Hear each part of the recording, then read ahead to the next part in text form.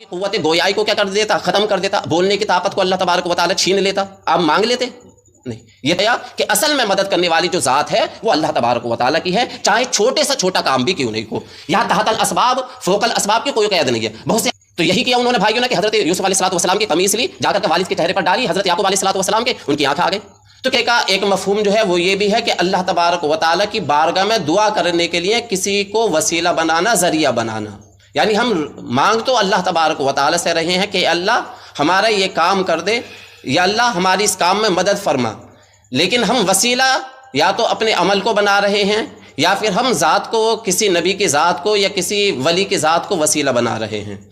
तो सबसे पहले तो अमल वाला जो वसीला है, यानी आप किसी अपने अमल के ज़रिए वसीला बनाएं, इसके कायल सभी हजरात हैं. सभी इस बात को मानते हैं कि अमल को वसीला बनाया जा सकता है, लेकिन ज़ात पर आकर के उन लोगों का इख्तलाफ हो जाता है. वो ज़ात के कायल नहीं है, यानी किसी की ज़ात को वसीला बनाने के वो हजरात कायल नहीं है. तो हमें इस मसले को समझने के लिए कि ज़ात को भी वसीला बनाया जा सकता है या नहीं बनाया जा सकता, फिर ज़ात में भी हाल हो गया क्या उन्हें वसीला बनाया जा सकता, नहीं बन जा सकता, या हयात जो है उन्हें ही वसीला बनाया जा सकता. इन तमाम बातों को समझने से पहले हमें कुछ बातें समझ लेनी चाहिए जो अक़ीदे से ताल्लुक़ रखती हैं. सबसे पहली बात तो हमें ये समझ लेना चाहिए कि हम मुस्तान जो मानते हैं, मुईन जो मानते हैं, मदद करने वाला जो मानते हैं, तमाम कामों में वो अल्लाह तबारक व तआला को मानते हैं. ठीक है, चाहे वो छोटे से छोटा काम हो, बड़े से बड़ा काम हो, कैसा भी काम हो, हम ये मानते हैं चाहे वो काम तहतल असबाब हो, चाहे वो काम फ़ौकल असबाब हो, चाहे वो कैसा भी काम हो, हम उस काम में यही मानते हैं कि इस काम में असल मदद करने वाला जो है वो अल्लाह तबारक व तआला है. इसे मैं और भी क्लियर कर दूं.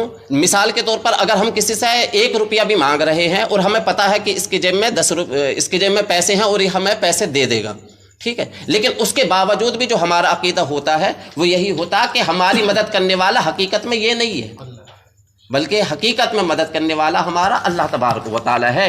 ये तो सिर्फ वसीला और ज़रिया है, ये सिर्फ वसीला और ज़रिया बन रहा है. उसकी वजह यह कि आप खुद अंदाज़ा लगा लीजिए कि यहाँ पर सबसे पहली चीज़ तो कि असल में मदद करने वाला क्यों है रब तबारक व तआला. तो उसकी वजह यह है कि आप खुद इस वाक़े में गौर फिक्र कीजिए कि आपने 1 रुपया उससे मांगा, तो सबसे पहले तो अपने ऊपर ही आ जाइए. अल्लाह तबारक व तआला ने आपको तौफीक दी, आपके दिमाग में ये बात डाली कि इससे पैसे मांग ले. अगर अल्लाह तबारक व तआला ना डालता, आपके दिमाग को ख़राब कर देता, आपके दिमाग पर फालिज गिर जाता, आप मांग लेते. आपको उसी वक्त अटैक आ जाता, आप मांग लेते. या इसी तरीके से अल्लाह तबारक व तआला आपकी क़ुव्वत गोयाई को क्या कर देता, ख़त्म कर देता. बोलने की ताकत को अल्लाह तबारक व तआला छीन लेता, आप मांग लेते नहीं. ये ताकत क्या आपने खुद पैदा की? बहुत सारे इंसानों को आपने देखा होगा, अच्छे भले बोलते हैं, लेकिन फिर उन पर कोई बीमारी आ जाती, बोलना ही बंद हो जाता उनका. अगर इंसान के कंट्रोल में होता बोलना, तो कोई इंसान चाहता कि मेरा बोलना बंद हो. आपने बहुत सौ को देखा होगा कि जब उनका आखिरी उम्र में पहुंच जाते हैं वो, तो बिल्कुल बोलता बंद हो जाता, उनका बोला ही नहीं जाता.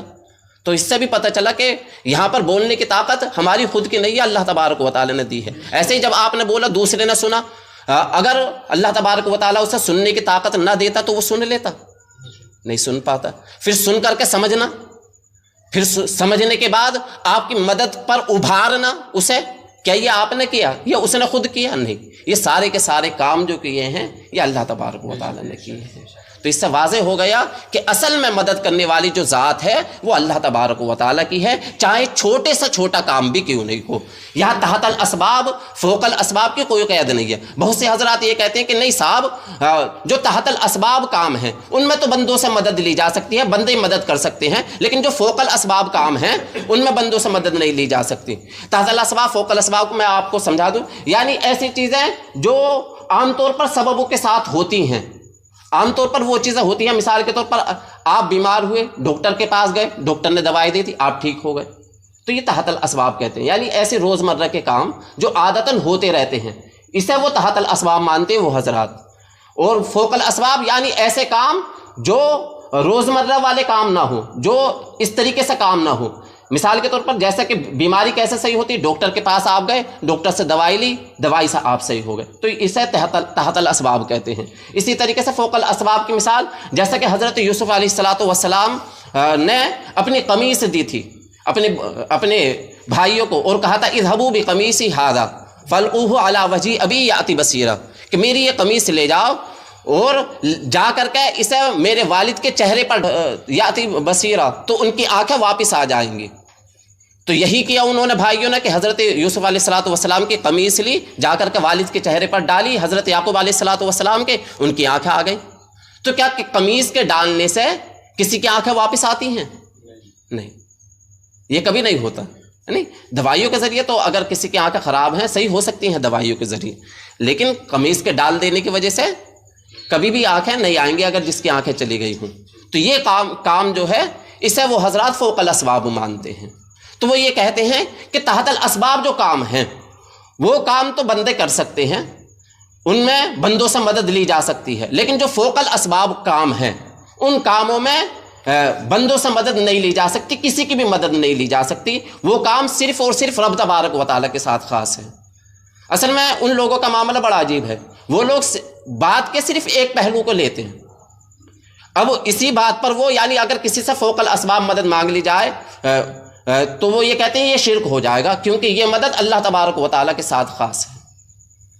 تو سب سے پہلے تو ہمیں یہی دیکھنا ہے کہ یہاں پر تحت الاسباب فوق الاسباب کو، تو آپ اسے بہت اچھے انداز میں سنیں کہ تحت الاسباب مدد ہو یا فوق الاسباب مدد ہو۔ میرا سوال آپ سے یہ ہے، کیا تحت الاسباب اللہ تبارک و تعالیٰ مدد کرنے پر قادر نہیں ہے؟ تحت الاسباب مدد کرنے پر اللہ تبارک و تعالیٰ قادر نہیں ہے؟ یقیناً قادر ہے۔ اب تم بندوں کو بھی مان رہے ہو قادر، تو یہی تو شرک ہے، اور کسے کہتے ہیں شرک؟ جو کام رب تبارک و تعالیٰ کر سکتا ہو، اللہ تبارک و تعالیٰ کرتا ہو، اسی کام میں بندوں کو شریک کر لینا، اسی چیز کا نام شرک ہے۔ ہمارا جو عقیدہ ہے، ہمارا یہ عقیدہ نہیں ہے تحت الاسباب فوق الاسباب کا، ہمارا عقیدہ کیا ہے؟ کام کیسا بھی ہو، تحت الاسباب ہو فوق الاسباب ہو، چاہے کیسا بھی ہو، سب میں کرنے والی ذات رب تبارک و تعالیٰ کی ہے، سب میں مدد کرنے والی ذات۔ تو کہتے تو ہمیں ہے مشرک کہ تم انبیاء اکرام سے مانگ کر اولیاء اعظام سے مانگ کر کے فوق الاسباب مانگ کر کے تم کافر ہو گئے، مشرک ہو گئے، اور خود کا یہ عقیدہ ہے کہ بندے مدد کر سکتے ہیں تحت الاسباب میں، خود مشرک ہو رہے ہیں وہ بندوں سے مدد مانگ کر کے تحت الاسباب والے کاموں میں، اور یہ عقیدہ رکھ کر کے بندے مدد کر سکتے ہیں۔ نہیں، ہمارا عقیدہ یہ نہیں ہے، ہمارا یہ عقیدہ یہ ہے کہ مدد اللہ تبارک و تعالیٰ ہی کرتا ہے۔ ایاک نستعین، کہ اے اللہ ہم تجھی سے مدد مانگتے ہیں۔ ہم اب بھی یہی عقیدہ رکھتے ہیں کہ بندہ مدد نہیں کر رہا، بندہ تو صرف وسیلہ اور ذریعہ بن رہا ہے۔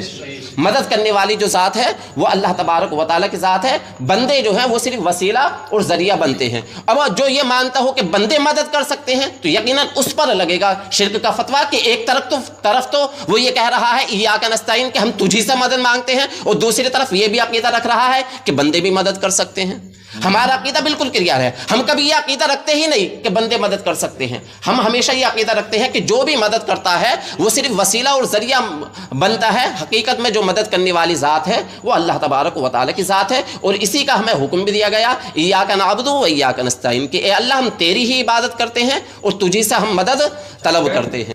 تحت الاسباب یا فوق الاسباب کی توجیہ کرنا، تقسیم کر دینا کہ تحت الاسباب بندے مدد کر سکتے ہیں، اس کا نہ قرآن میں کہیں پر ثبوت ہے، نہ حدیث میں کہیں پر ثبوت ہے، نہ یہاں پر اجماع سے یہ مسئلہ ثابت ہے، یہ بس انہوں نے اپنے آپ گڑھ لی ہے یہ بات ہے۔ ظاہر سی بات ہے، آپ خود دیکھ لو، میں نے بالکل ہی کلیئر کر دیا اسی لیے کیونکہ یہ مسئلہ ظاہر سی بات ہے ہمارے عقیدے سے تعلق رکھتا ہے، اگر اس میں گڑبڑی ہو گئی تو ایمان ہاتھ سے چلا جائے گا۔ اسی لیے میں نے اتنی زیادہ وضاحت کی، ٹائم بھی کم ہونے کے باوجود بھی، کہ ہمارا جو اصل عقیدہ ہے وہ یہی ہے کہ مستعان حقیقی جو ہے، ہم حقیقی مدد کرنے والی ذات وہ صرف اور صرف رب تبارک و تعالیٰ کو مانتے ہیں، چاہے کام کیسا بھی ہو، چھوٹا ہو بڑا ہو، تحت الاسباب ہو فوق الاسباب ہو، امور عادیہ کا ہو امور غیر عادیہ کا ہو، ہم تمام صورتوں میں اللہ تبارک و تعالیٰ کو ہی مدد کرنے والا مانتے ہیں۔ اس کے بعد جو ایک اور اہم بات وہ یہ کہ اگر کوئی انسان کسی سے مدد بھی مانگ رہا ہے تو اس کو بھی آپ سمجھ لیجئے جیسا آپ ہی کسی سے مانگ رہے ہیں۔ ابھی تو آپ نے کہا کہ ہم صرف مانگتے رب تبارک و تعالیٰ سے ہیں، اور پھر کسی سے جا کر کے آپ مانگ رہے ہیں کہ بھائی 2 روپیے دے دے، مانگ لیا آپ نے، تو پھر یہ کیا ہے؟ تو اسے بھی آپ سمجھ لیجئے کہ یہاں پر اگر کسی کی جانب اس طرح کی نسبت اگر کی جاتی ہے تو یہ نسبت مجازی ہوتی ہے، حقیقت میں نہیں ہوتی. یعنی حقیقت میں جو نسبت ہوتی ہے، حقیقت میں اب بھی عقیدہ یہی ہوتا کہ اللہ تبارک و تعالیٰ ہی کی ذات ہی دینے والی ذات ہے. حقیقت اور مجاز کو ہمیں سمجھنا پڑے گا، جب تک ہم اسے نہیں سمجھیں گے مسئلہ کلیئر نہیں ہوگا. حقیقت اور مجاز کا استعمال قرآن شریف میں اللہ تبارک و تعالیٰ نے بہت زیادہ کیا ہے. جیسے مثال کے طور پر بیٹا کون دیتا ہے؟ اللہ تبارک و تعالیٰ دیتا ہے، نہیں دیتا. لیکن جب حضرت مریم کے پاس حضرت جبریل گئے تو آپ نے کہا لِأَحَبَا لَكِ غُلَامًا زَكِيًّا، میں اس لیے آیا ہوں تاکہ تمہیں میں بیٹا دوں. حضرت جبریل کہہ رہا میں بیٹا دوں. تو کیا حضرت جبریل نے یہاں پر شرک کیا؟ نہیں، بلکہ حضرت جبریل تو آئے رب تبارک و تعالیٰ کے حکم سے ہے، اور قرآن کے الفاظ ہے. تو اس سے یہ پتہ چلا کہ یہ الفاظ جو جبریل نے کہے اللہ نے انہیں قرآن بنا دیا، عقیدہ بنا دیا. تو یہاں پر بھی مطلب یہی ہے کہ حقیقت میں دے گا تو اللہ تبارک و تعالیٰ ہی، یہ صرف وسیلہ اور ذریعہ ہیں. اس طریقے کی جو گفتگو ہوتی اسے کہا جاتا ہے حقیقت اور مجاز. یعنی اگر حقیقت میں کام کی نسبت کام کے کرنے والے کی طرف کر دی جائے تو اسے حقیقت کہتے ہیں، اور اگر وسیلے اور ذریعے کی طرف اگر نسبت کر دی جائے تو اسے مجاز کہتے ہیں. اس کی مثال بہت ہیں. جیسے قرآن میں ایک آیت ہے وَمَا رَمَيْتَ إِذْ رَمَيْتَ وَلَكِنَّ اللَّهَ رَمَى. حضور علیہ الصلوۃ والسلام جب ہجرت آپ نے فرمائی تھی تو کفار و مشرکین نے آپ کو گھیر لیا تھا، تو حضور علیہ الصلوۃ والسلام نے ایک مٹھی مٹی لی اور کافروں پر پھینک دی. اس کا ذکر اللہ نے اس آیت میں فرمایا. رب فرماتا وَمَا رَمَيْتَ إِذْ رَمَيْتَ وَلَكِنَّ اللَّهَ رَمَى. وَمَا رَمَيْتَ، اے محبوب آپ نے نہیں پھینکا، اِذْ رَمَيْتَ جب آپ نے پھینکا. رب اسی آیت میں ایک جگہ فرما رہا ہے اے محبوب آپ نے نہیں پھینکا، اور پھر اگلے ہی جملے میں فرما رہا ہے کہ اِذْ رَمَيْتَ جب آپ نے پھینکا. تو مطلب نہ بھی پھینکا اور پھینکا بھی. تو مطلب کیا ہے؟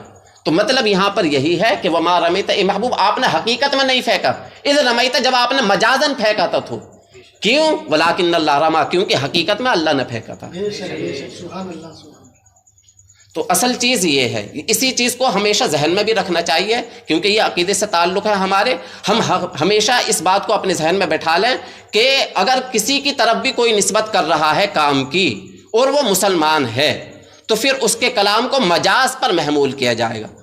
اس کی مثال ہے، آپ کو دروس البلاغت کتاب چلتی ہے مدرسے میں، اس میں آپ نے دیکھا ہوگا کہ قول ایک ہے. مثال کے طور پر انبت الربیع البقلہ انہوں نے ذکر کیا کہ موسم بہار کی وجہ سے، یعنی بارش والے موسم کی وجہ سے جو ہے وہ فصل اگائی.